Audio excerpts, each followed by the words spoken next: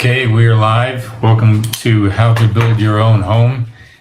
Thursday from 5 to 6 p.m. Mountain Standard Time. We do live chat. We take questions from Peanut Gallery, the internet, the faraway place, middle America.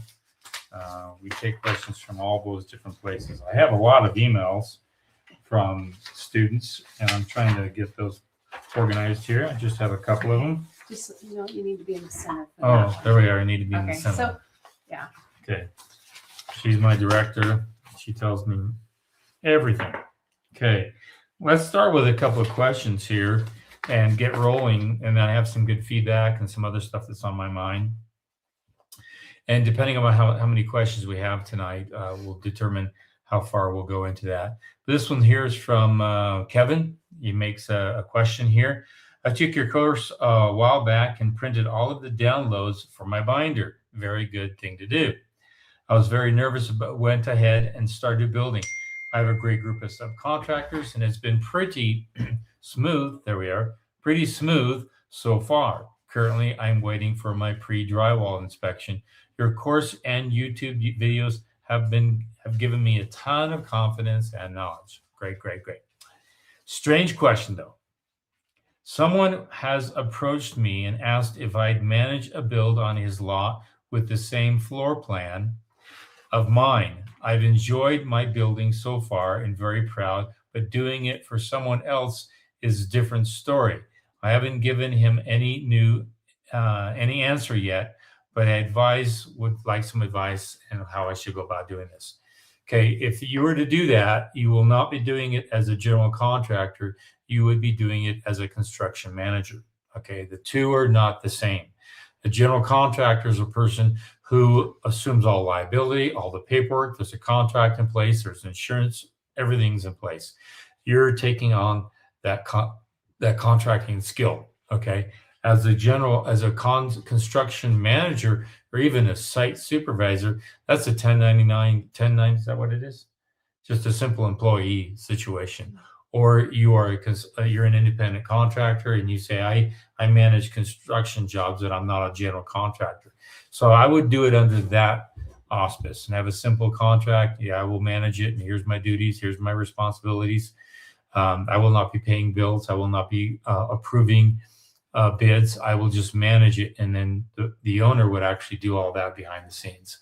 So I've seen a lot of owner builders do that. They actually pick up a skill. They learn how to do it well. They learn how to schedule and work with other subcontractors, and they can pick up a little money on the side. So yes, it's a good thing, but don't do it as a GC. Do it as a site supervisor and just a simple set up an LLC and say, I manage projects and I do it for a better price and at a better fee than general contractors. But you do all the money and invoicing and insurance and liability. You check all that stuff.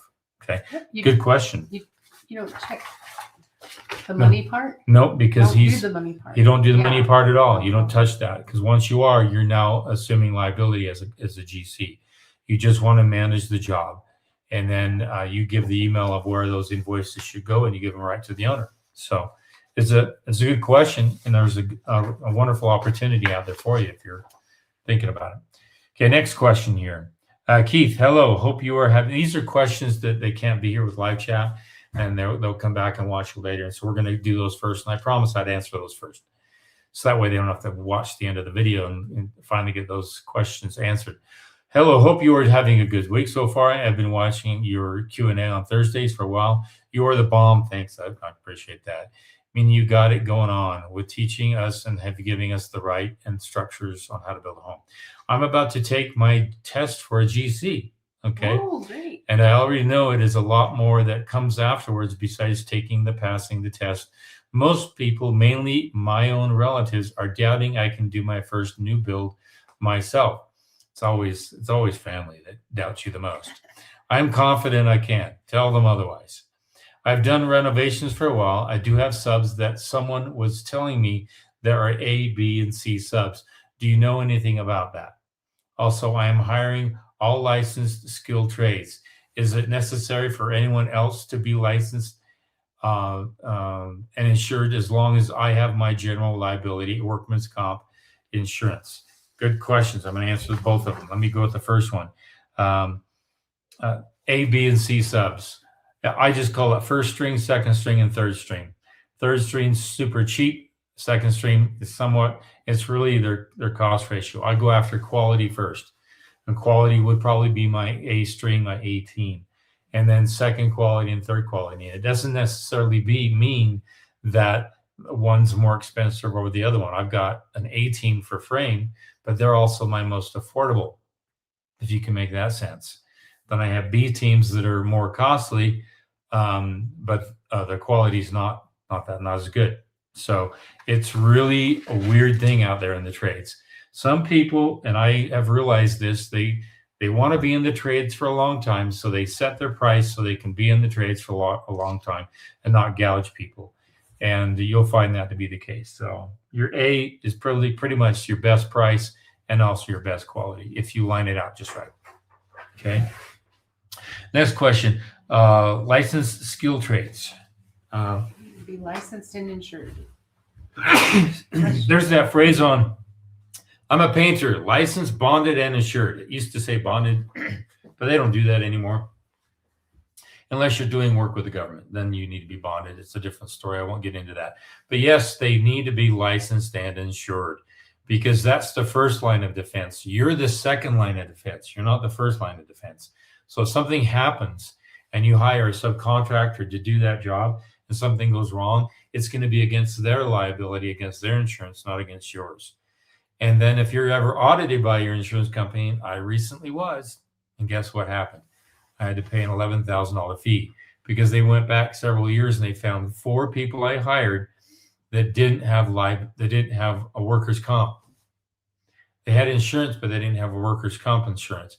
And as a result, they fined me that cost and I had to pay it. First time I've ever been audited as a general contractor in 20 plus years.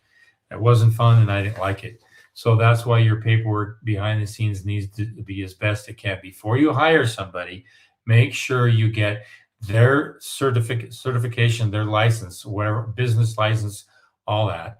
And then you also get a copy of it's called proof of insurance, a POI, proof of insurance.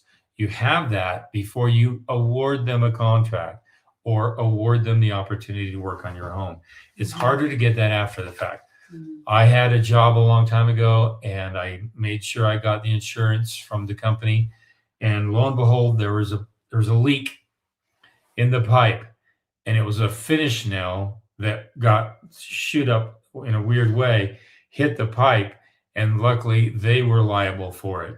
And there's, I won't get into the code structures for it, but there should have been a metal plate behind there, but there wasn't a need for one because it was a 7-inch baseboard, and they shot that nail up and it went above that 7-inch.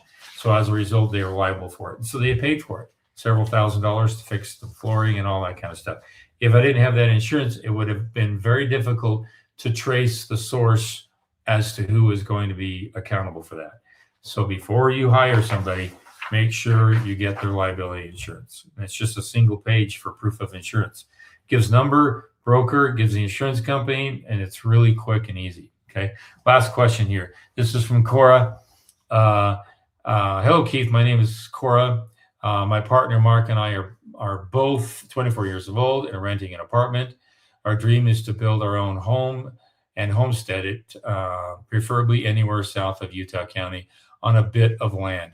We are young and completely new to this whole process, but wanted to know what we can be doing now to get us started on this path. We have no money and saved and no money saved and no plans yet. So we want to make sure that once we start to go down the path, we are doing everything correctly and with guidance from a very beginning. Would love to hear your advice or thoughts as to the start and best path forward. Okay. My wife's going to chime on this too. The best thing is to don't buy a car for the next couple of years, because that's going to help you out immensely. Just live as debt-free as you possibly can, because you want to get a piece of land. Okay. That's going to be your first step. staying as debt free as you can. And then when you purchase your land, that's going to be equal to a car payment or thereabout. That's why you have to trade getting a car versus getting land. Which one do you think is going to produce more value? Land always is better. A car always depreciates. Yes. Land has the possibility of increasing. Land will increase in, and then the neat thing, you can't use a car as collateral for down payment on a home, but you can with land. Mm-hmm. All right, what's that movie? Land. I can't remember that quote from the movie. So the best starting spot is to acquire some land. That might take some time. You take up a little time to get 10, 15, 20% down on the land, then get a loan on the land and then pay that off in place of getting cars and vacations and toys. All right. You have out to eat even like out to eat. Add up. Yeah, it can add up. So given your situation, that's the best direction I can give you, is to really focus on a piece of land and make a lot of other sacrifices to make sure you get that land. And I've seen people get a piece of land paid off in 3-5 years. And once they pay it off, guess what? They're down. They also have some savings too. They've got the land paid for. They've had some extra cash, and that extra cash is used to buy designs, art, structural work, geotech work. And then when they get a loan, they've got all that gets as part of the loan. So they got more than 20% down. They have really good equity in the home. So that's the best direction I can give you. Okay. Let's answer some questions here. So I'll let my wife. Let's see. Right there. Okay. Batman 34888. What's the most expensive thing when it comes to building a home? Land. Yeah, land. Land is that's why if you get that under your belt, then and it's paid for, that's a big chunk. After that, it'd probably be your foundation and excavation combined because they kind of work hand in hand. Right after that, it'd be framing and framing labor and your lumber package. That'd be probably, they're really almost neck and neck. Sometimes one's a lot more than the other, but for the most part, they're neck and neck. And if you can acquire enough to get enough for those two, plus a dry-in and maybe some windows, you got the whole shell saved and protected, and you can take a little more time on the build process. But those things are the most expensive. Okay, good question. Venom Bunny 94. What are the pros and cons of Pella, Milgard, Anderson windows? Thank you. I'll be kind of straight up here. Okay. All of those you can get in a box store, to be honest with you. But one of those has a terrible delivery.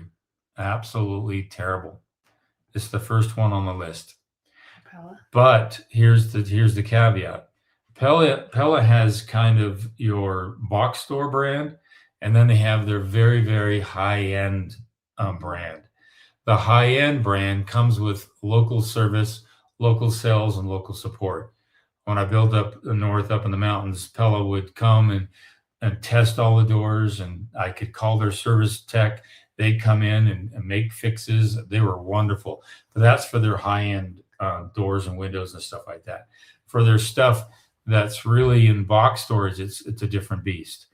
And box stores are cheap, but they're cheap for a reason, meaning that it takes a long time to get stuff there.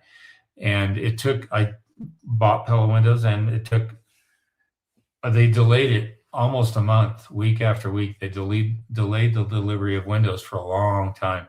And quality, time, and cost, those are my factors. And when time gets in the way, it's not good. With that said, Anderson 100 series windows, those are great. You can get those at box stores, and you'll get them at a better price. And they don't have the delivery problem that other one has. And Milgard, I have not really had. I've actually built quite a few homes with Milgard, but I don't buy them at a box store. I actually have a supplier that actually gets me a little better price than a box store, if you can believe it, because I buy in such high bulk from Milgard. They can actually get a better price. So box stores are not always your best source. Your best source is that supply house, that distributor that just does a huge bulk amount all the time, and they can actually negotiate a better price. So shop around. If you can shop around, you're going to get the good price that you want. So I can't say that. Aka Willie, aka Willie, also known as Willie One. Okay, I'm building my home in Minnesota and want info on how to guarantee my pipes don't freeze in the winter while I'm in Arizona. I'm on the well in a holding tank. Okay, really good question. All right. I don't know what your foundation is. So the more specifics you can give me, the better. Is it a stem wall?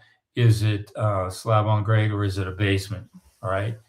I'm doing some videos here coming up, and I'm going to show you how I'm building homes to withstand really sub-zero temperatures so nothing freezes.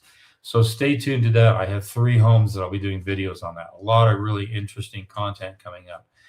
But when it comes down to that, PEX is your better product by far because it has the capacity to expand and contract, Copper is something you don't want to be using, especially on an area that can really get frozen.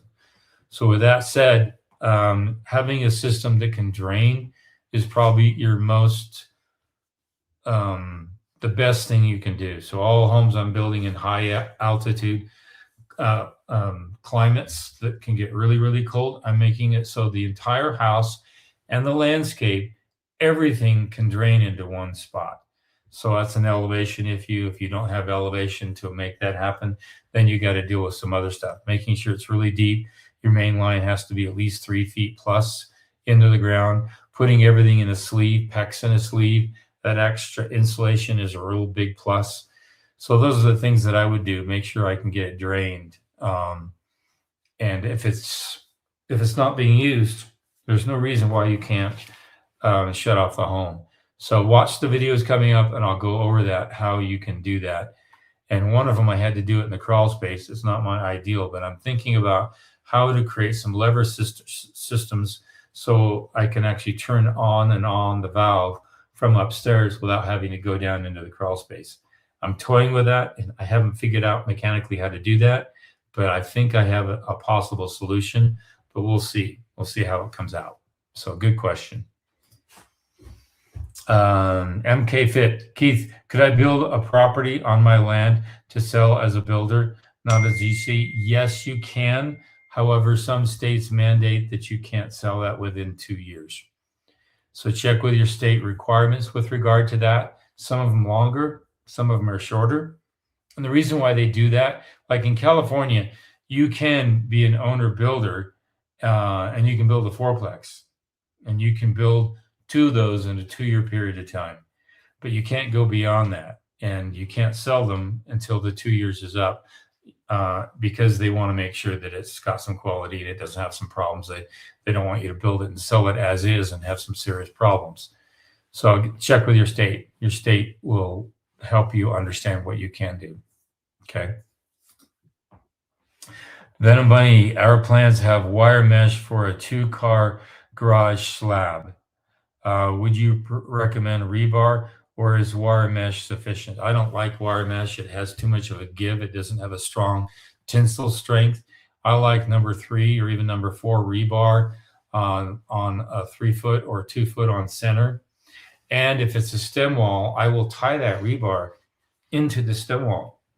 And by doing that, I get some reinforced structure with regard to that. But the real trick of the whole thing is the turn down when you first drive into a garage, that turn down, a real thick turn down, almost 10 to 12 inches thick, like a curb, in fact.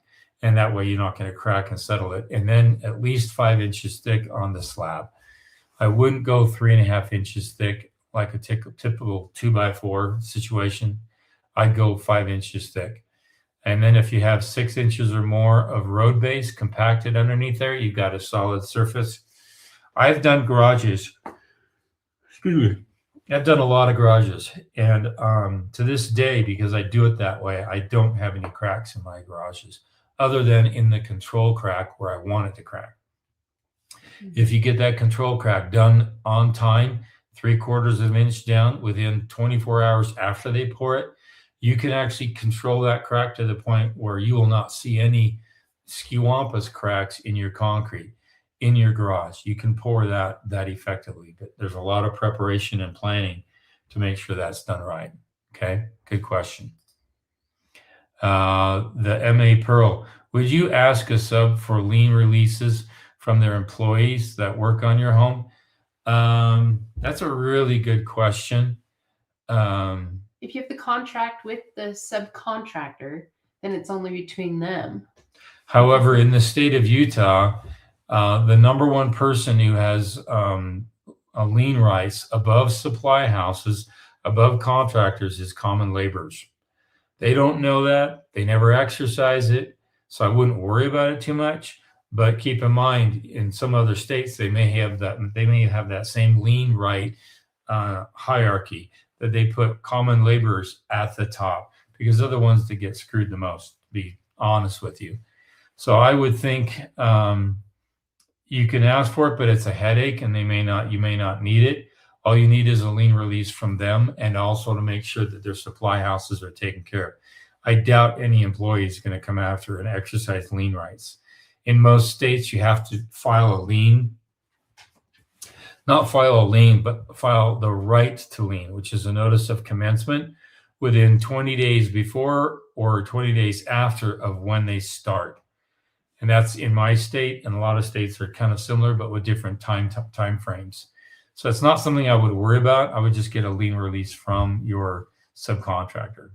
Because if they have 12 people, that could be a headache. Mm-hmm. You're asking them to go get something signed by 12 employees. And you don't want to do that. You don't need to do that. A really good question. Yeah, really good. Okay, Steve Boyer, Jay Boyer. At what point do changes to the home during construction is city reapproval required? Really, really good question. All right. When you change the footprint of the home, when you're moving the foundation in any way at all, or moving the structural integrity of the home in any way whatsoever. You could, for example, have a window, but you want it to be a bay window and you want to cantilever it out. That's not a problem. Stuff like that. But if it changes structurally at all, that's when you want to get them involved, because he might spot it. I had an inspector come in and take a look at a home and missed some serious things.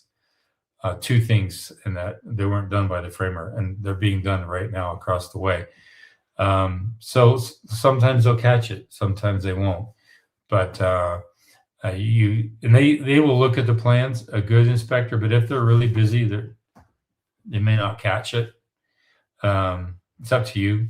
But anytime you change the footprint, eventually they're going to catch that. County will catch it because they'll see the footprint change, and then they're going to assess your taxes differently.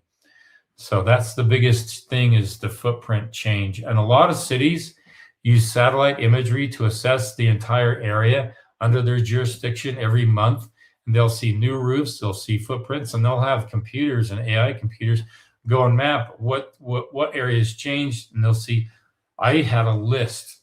I'm on a planning commission with my local county.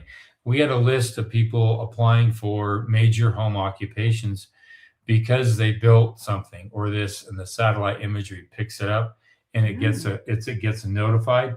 They notify the homeowner, you have a business here, you need to file for a business license. And we just approved 9 in one city. It was pretty brutal. So go ahead, sweetie. So also, if your framer's a good framer, he will see empty space and use it. And that you don't need to get like a reapproval. Right. Use that space. Yeah. Because we have some little bunk areas that, because there was going to be open space. So it didn't change it structurally. Nope. So we get to use that space. Yeah. So hopefully you have a good framer. Mm-hmm. Good question. If land is raw, would drive, road, septic, and well costs normally be this more than foundation costs?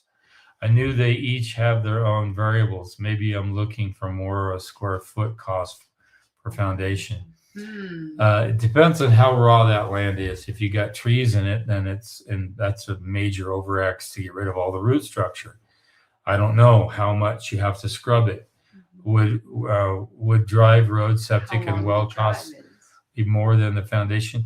It can be. It depends on how big the land is and how big long the drive is. And then your septic, how big? Yeah. And if you have water, because there's like different levels of septic. There's the normal, but then if you have a high water table, you have to use a special level 3 septic or something like that. So there's lots of variables. Yes. Yeah. Depends on how big your land is, what the geotech report is, what your elevations are, what's growing on the land, how much you have to grub it. So go to the home site selection checklist at How to Build Your Own Home. It's at the top of the page. Download that for free before you buy land, and that's for that young couple where they're probably going to look to buy some land. Download that for free. It's going to be invaluable to you because it's going to tell you what you need to look for before purchasing land. Very important. So I've had many people message me and say, oh, I just found this checklist. I wish I would have known this before we bought the land. So it's going to wake you up to a lot of things to be aware of. And it's free. It's on our website. How to Build Your Own Home, just at that website. Okay. I can't say that. Stay 5873. Hope that's right. Yeah.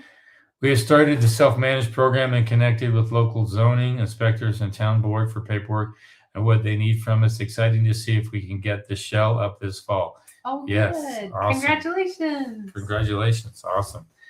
I started on a framing job 2 months ago when we just finished it today. And make sure that you get, if you're in the self-managed program, make sure you get that Discord link. It could have gone into your spam or trash. And it's only good for a couple of days. And then I have to resend the link. And it comes through my email. It doesn't come through How to Build because I have to do each one separately. So look for that. Okay. Because we want you in there. Okay. Colin Murray Cerise Taylor. I hope it's 6977. I'm planning to build a wooden house in the Caribbean. I wish I could be in the Caribbean. Ooh, can you recommend anyone who can help me design with qualities? I want to buy my materials in the USA. Yes, you go to our How to Build Your Own Home. And if you do purchase a self-managed package, it's in the download section. And check on the file that says architects, engineers, resources, etc. I've got some drafts people in there. I'd recommend Lonnie. I think he'd really help you out. But mention that you want to build a home in the Caribbean. Now, keep in mind, you're wanting to build a wood home in a highly humid environment. So that's different building science, really, really different building science. And despite what people say, you're going to want to make sure that home breathes like there's no tomorrow. You don't want to seal everything up. So using materials that breathe is going to be very invaluable to you. And study building science, because a lot of homes in the Caribbean and Mexico and South America, it's concrete and rebar. And 90% of the homes built in that area because of the high humidity and the hurricanes. It's concrete and rebar. So if you want to build a wood home, just make sure you build it so it breathes and it dries out. Okay, good question. Venom Bunny 94. Are fiberglass windows more fire resistant than aluminum? No. They can be subject to a little more. I'd have to do some research on that, but we can research and find out. Just go into an AI and find out for yourself. But my gut feeling is right away. I've had a fire on the home here, and I had vinyl windows. Had I had aluminum, they could have withstood a higher temperature. And I think that aluminum has a higher temperature rating factor than fiberglass. Okay. But it depends on the nature of the fiberglass and how it was manufactured and a lot of other things, how thick the gauge is on it. So you might want to research and find out about that. Fiberglass is really nothing more than rock turned into glass, made into fibers. So it could handle a high temperature, but probably not as much as aluminum windows. So do some research on it. They're both good. They're both better than vinyl. A fiberglass is better than vinyl, and so is aluminum when it comes to that factor. Okay, good question. MK Fit, looking at building a second home behind existing home, partitioning my lot into a flag lot. Any issues with setbacks from flag pole to existing home? Flag, let's see, 17 feet of flagpole width. Code is a bit confusing. Yeah, you're probably not going to partition or separate the lot. If you're trying to separate the lot, that's going to be more of a challenge with the city, and they will assess you quite a bit of money, meaning that one home gets to be grandfathered in. It's already got water, power, everything, but they're going to assess a complete different impact fee for that new lot. So we've been through that. We've added on quite a bit on a home in our original town. And it was much cheaper because it's cheaper to add an addition on than separating a flag lot. So keep that in mind. It gets to be a nightmare down the road. And don't upset the cities. Yeah. I guess it depends on what you want to do in the long run. Yeah. Like if you're hoping to sell off some of your land and build so you can pay off your home, that's something different than, oh, I need my mother and father to come live with us. Let's put on an addition, right? Those are two different things, because if you have too many additions on your home, it is a little bit harder to sell, depending on your market, because it might be too big for normal people, or there could be lots of things. But yeah, keep in mind, a lot of cities are allowing for a single ADU. And in my jurisdiction, in the town I live in down south, they're now allowing for 2 ADUs because it's in a highly commercial, highly downtown area. But talk with your local city, because if you don't, they're eventually going to figure it out, and that you've done something or you've converted something into something else. So make sure you talk with your city and make them nice. I've been down that road many times. You don't want to make them mad. Good question. Vajrod. I can't say that. Anyway, many thanks. Long time lurker. Glad you're here. Speaking up. We have the land. I'll be using your site soon. Hoping the cash land purchase was a good one. Oh, yes, good. Great. I'm sure it will be. So great. Okay. That's what we got. I want you to keep on. If you haven't watched my video that came out this week on market. Yeah, it's the market. Yeah. Update. Watch the market update, because there's a lot of good information there. And I really strongly recommend everybody listen to that.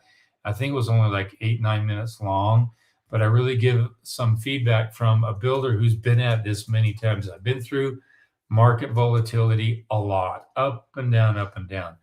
But right now I haven't seen what's happening in the market like now.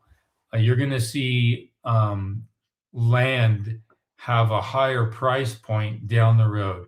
Why? Because when people can't put money in the stock market, they can't put it in securities, they can't put it in their savings account, and there's no real good place to put money, they put it into a commodity or an asset, because it's going to preserve its purchasing power and it's going to preserve its value over time. Land is one of those. So metals and some other things. So keep in mind that there's going to be a rush for land. I just feel that there's going to be a rush for land on a level we've never, ever imagined. And I don't want you to, if the dollar starts to go down the road, you're going to see land crash. But then when it crashes, people are going to buy it up extremely fast. And you want to be ready for that. That's why it's really good, if you're just starting out, to be in a cash position until that opportunity comes right away, and then you want to grab it. Okay.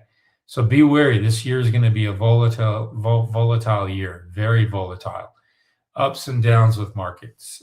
Just watch, you'll see. Okay, we got some new people in here. I saw you last week. Death Colony. Oh, that's cool. I saw you last week. Great. And then let's see. Okay. Here's one. Okay, here's one. BB Browser Cruiser. 88 Cruiser one. Okay. I live in Southeast Idaho. Would you use hardy board or vinyl? I'm on a budget. I wouldn't use vinyl. It's just going to look terrible over time. It's really cheap. Everyone knows it's cheap. It's going to value itself as cheap. And hardy board is going to be lasting over time. The vinyl is going to fade over time.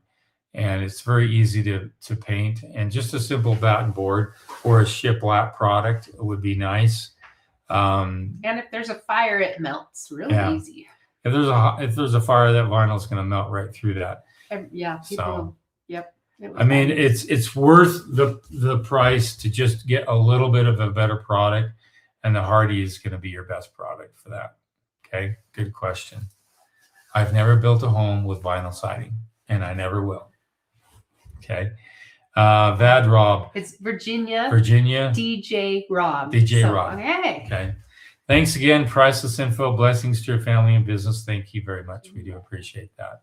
Okay. And Doug's. A thumbs up from Doug. Yep. We appreciate that. Yeah, that helps so more people can find us. Yeah. David B. Pre-painted Hardy board. It won't need painted again for a long time. Yeah. You just have to touch up the nails that go in there, but that's another option. But you're stuck with their paint colors.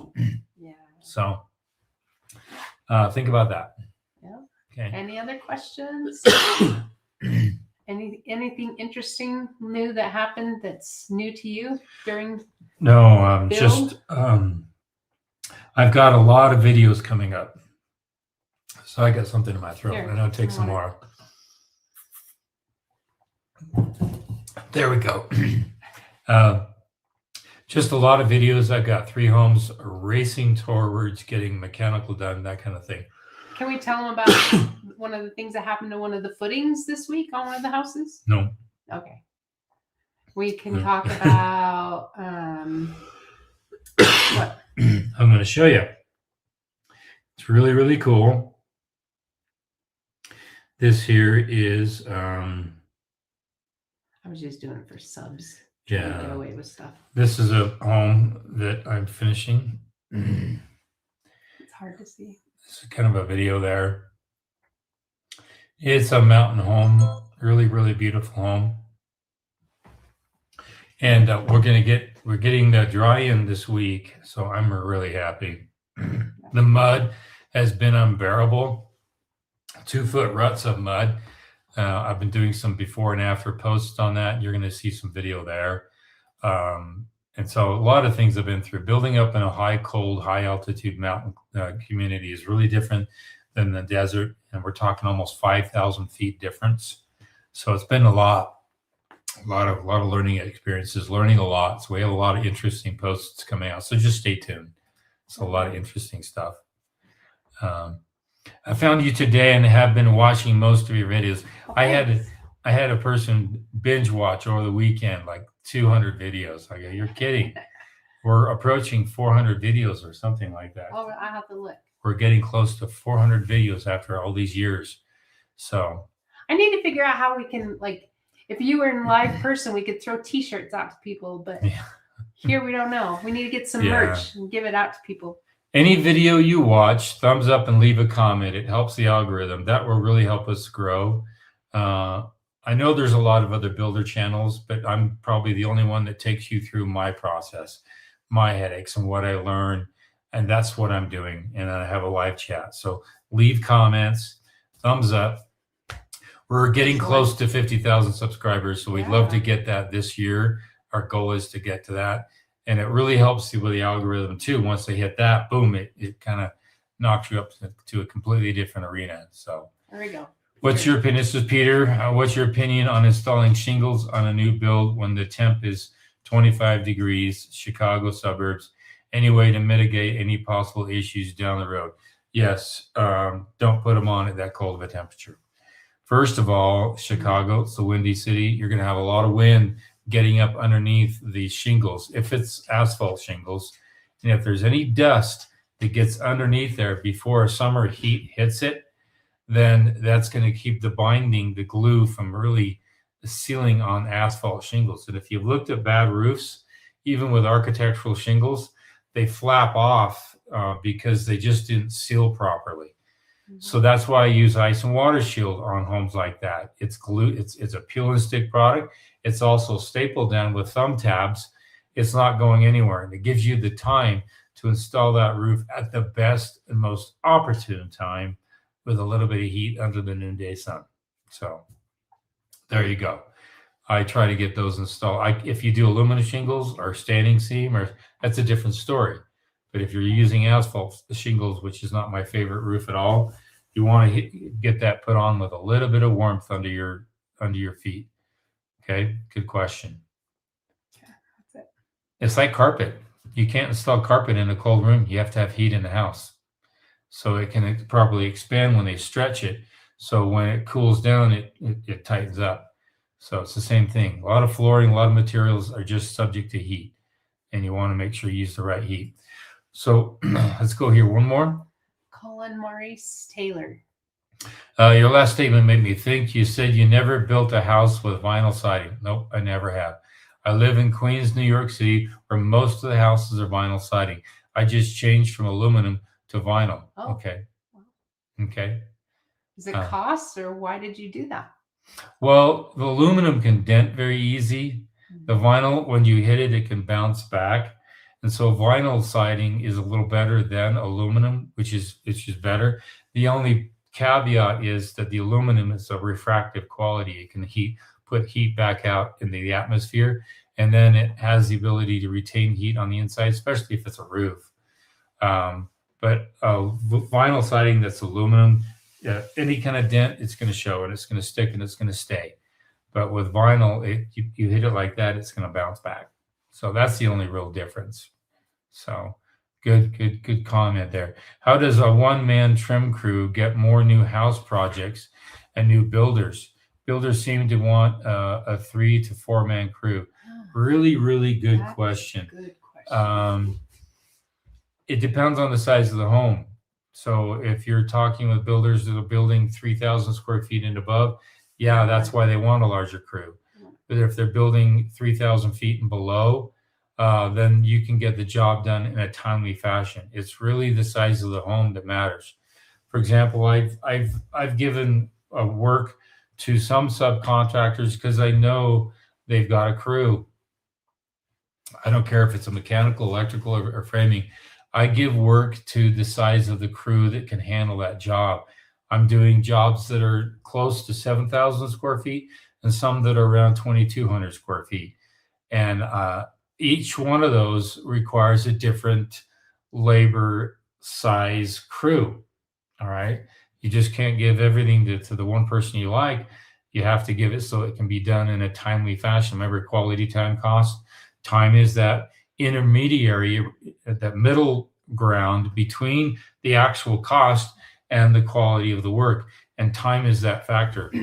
And so as an independent contractor and you're a one-man band, you could hold people up, but you may get things done faster if you're bidding appropriately for the size of the home that you really want to be working in. So I did a job with a one-man band, and he was the concrete guy. Absolute nightmare. He didn't used to be that way. He used to have 3-4 people that work for him all the time, but he now, just because he's retiring, he's trying to save as much money. I paid the price for it. It took me an extra several weeks to get the work done. And so I don't use him anymore. It's sad, but that's just the way it is. You want to make sure that, for example, on a trim crew, that's something that I've seen some guys move at really quick. Mm-hmm. And I've never seen 3 and 4 man crews. I've seen maybe 2-man crews, and they move really efficiently. But a trim crew that's that large, then they're basically bulk only. They're going after big developers to, shake and bake as much as they can. You want to push your arena towards quality, higher quality, and you'll get work. Yeah, and on the marketing aspect, what if you just started marketing 2,500 square feet or less, and I can get it done with high quality, and like you use that for your advantage, because right. And then you just focus in your marketing that this is what you are. So then the big builders are like, it's not on their mind. But then the smaller builders, they say, oh yeah, let's get him. Does that make sense in the marketing? Mm-hmm. Just tell them what you can do, and then do it for better quality and time and money. Yeah, you'll find your niche. Don't worry about it. Just keep at it and build relationships and build quality and make those things stick. Okay, all right, you'll be just fine. Best morphs. I just had my driveway done this past summer, and it's crumbling and pitting in the middle, mostly along cut lines. I'll tell you why. Concrete is a lot of the time subject to the mixing plant it's coming from, and some mixing plants put in a lot of aggregate, and they put in too much large aggregate, and then it's too close to the surface, and then water or concrete's porous, so water is going to get into that aggregate, and it's going to spread, and in a freeze, it's going to buckle, and you're going to start to see some spalling, but it's now starting to crumble after the summer because now it's experiencing some of that spalling. And the other thing is when it was curing, it could have cured too fast or it wasn't curing properly. There's a tamping mechanism they can use that before they start to smooth it out, they tamp down the boulders, the rocks, the pebbles. They get them down there deep, at least 1.5 inches to 2 inches deep.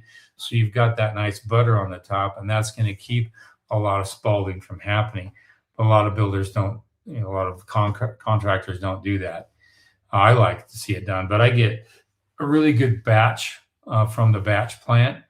And if you really want a good concrete, go for a smaller aggregate. And you can maybe ask for pea gravel in your concrete. So you want a really smooth surface and you want it even killed and you don't want any possible spalling over time. That's something to think about as well. But concrete's one of those beasts, and you have to really ask around and see how good is the concrete at that batch plant, because that's what you're subject to. And then, of course, the craftsmanship that's actually putting it down. And a sealer, a good sealer would have stopped a lot of that.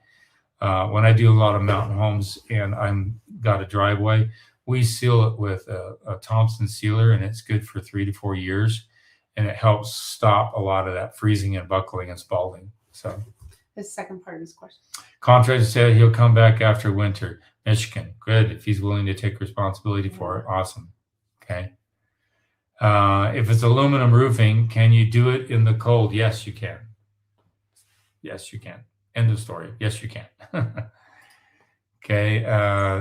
How do you solve for internet in the rural mountain homes? Skylink. Skylink. We're doing this on Skylink. Is it called Skylink? Uh-huh. Yeah.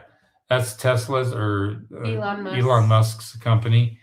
They even have a little mobile one that you can do, so you can take that and go. Yeah.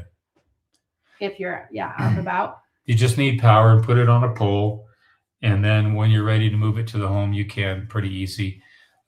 Before you close up the home, make sure you run that cable up to the roof, and it's not mounted to the roof; it's just sits on the roof with weights, so you don't have to drill. You just drill a single hole through the roof for that cable, and it's going to come up underneath the mechanism, the plate, and then you can caulk it and you're all good. Mm-hmm. So bring that in before you start to close things up. I just did that yesterday on a home. Say, Colin, what siding do you recommend? I like any kind of cement board, rock, brick, any kind of permanent natural product like that. That's my favorite. I'm not a fan of stucco. I've done too many homes with stucco over the years, and stucco just has a way of looking bad over time. It doesn't look good. But a rock or a brick or even a hardy siding like that, it looks better just as well as it did when it was first put on 10 years later. Stucco doesn't look that way. Stucco can shrink over time, and you can see it, and it starts to fade. And I've pulled away from stucco as much as I can. So, good question. My first build, and I knew nothing about blower door tests until my first inspection. Now I have to use spray foam on all lights, switches, vents, etc. Yes, because your installation company should have closed those up with spray foam. So you don't want to have the blower door test. You did it after the fact, and a blower door test is probably. Did you do it after drywall, after installation, or at the final CO level? Usually you do final inspection. Yeah, final inspection. Now I have to spray foam. Yeah, you do a blower door test to make sure you pass. But if you know you build to the pass level you need, then you just get the blower door test at that level after drywall and paint and everything, just to verify that you got it done right. Or you get a blower door test before they actually. But that's really hard because you got roof and everything. So when would you have a blower door test? After drywall, after paint, near the end, because that way everything's sealed up, and you have to just make sure your outlets and plugs and lights are all sealed up. So good question. I could talk forever on that subject, but I'll just leave it at that. Okay. Oh, this is about internet. Also, are Okay. there cell towers? Yeah, cell towers, if there are some around, but in my neck of the woods, there are not. So, separate question. How come concrete in Rome lasts for thousands of years, but only a few decades before spalding in Western USA, and are better materials possible here because it doesn't freeze in Rome? It's the Mediterranean. And you've got that salt water that keeps and maintains a constant temperature in the air. And because there's no freezing it, they don't get that buckling. Water doesn't get in. And because it doesn't get in for freezing, it doesn't buckle and spald. That's why people have asked that question a lot, but they don't understand it's a completely different environment. Starlink, not Skylink. You're right. Starlink. You're right. Starlink. Yeah. I had the S right and the link. Yeah. Brady's here today. Hello, Brady. Also, highly recommend rain screen behind the siding for either hardy or LP. Or what I do is 1.5 inches of mineral wool.